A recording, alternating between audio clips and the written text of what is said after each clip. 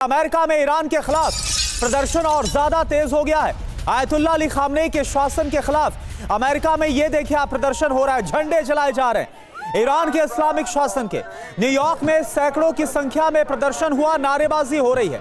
प्रदर्शनकारियों ने खामनेई के खिलाफ नारेबाजी की है। ये देखिए आप तस्वीर आपके सामने सबसे पहले TV9 भारतवर्ष पर।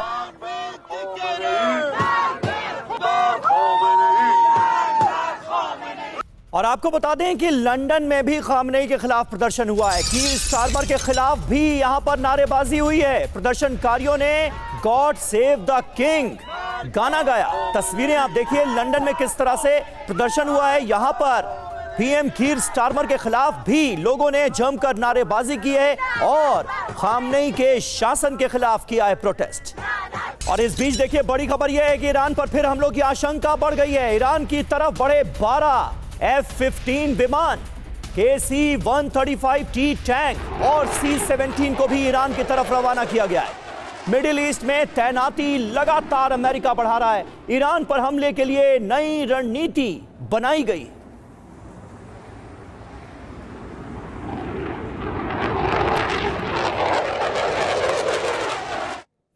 और यही वजह है कि यह जरूर कहा जा रहा है कि अमेरिका की तरफ से युद्ध को टाला जरूर गया है, लेकिन उसके जो युद्ध के इरादे हैं, जो जंगी इरादे हैं, वो खत्म नहीं हुए। Khamenei versus Trump, middle east में विध्वंस मचना क्या तय है? दावा किस बात का हो रहा है?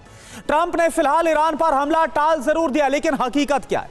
ईरान की घेराबंदी लगातार अमेरिका कर रहा है। समंदर से लेकर मिडिल ईस्ट तक घेराबंदी हो रही है। सबूत नंबर 1, ईरानी आसमान के पास 12 F-15 लड़ाकू विमान उड़ते हुए नजर आए। सबूत नंबर 2, विमानों में तेल भरने के लिए KC-135T टैंकर भी नजर आए हैं।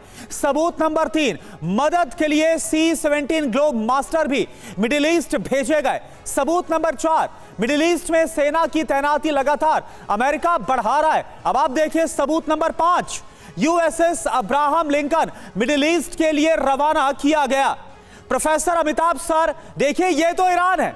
हमने तो वेनेजुएला के फ्रंट में भी देखा कि कई महीनों तक अमेरिका की तरफ से धमकियां दी गई, अमेरिका की तरफ से तैनाती की गई, और फिर जब सही वक्त आया इसके बाद अमेरिका ने सैन्य कार्रवाई शुरू कर दी। क्या इसी सही वक्त का इंतजार अमेरिका कर रहा है?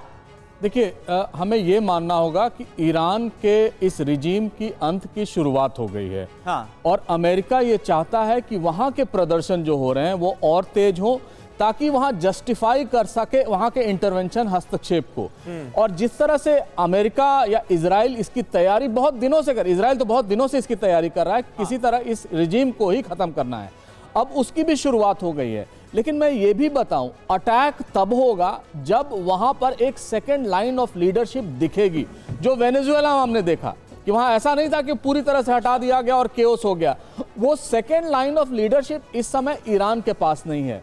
और दूसरी इंपॉर्टेंट है, IRGC के बहुत वेस्टेड इंटरेस्ट है ईरानी रिजीम में।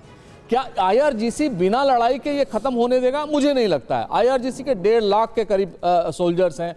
वो सारे चीजों में, चाहे तेल बेचना हो, रोड कंस्ट्रक्शन हो, सब में इन्वॉल्व हैं। तो क्या वो इस तरह से रिजीम को आसानी से जाने देंगे?